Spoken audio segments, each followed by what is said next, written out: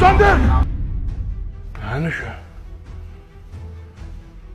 Ne olub? Arvad gəlir. Bu ev ne gündədir? Bunu kim yığışdıracaq? Yığışdırarsın. Ha qaqa, bunlar ev yığışdıran deyil, bunlar ev dağıdanlar. Sən narahat olun, bir dənə ulduz 0077-ni yığ, vermə, sən dur qırağa.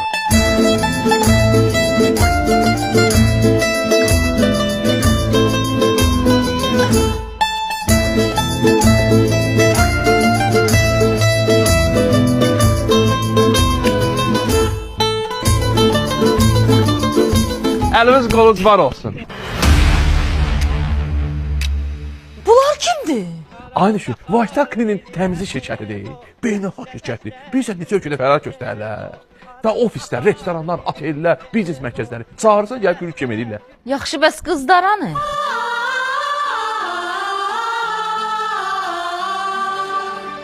Nə qızdan nə şu?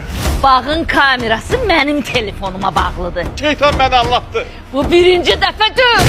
Birinci dəfə deyil. Mən gəlmişdim bura gələnar yeməyə. Bu qızdan... Dərs olsun.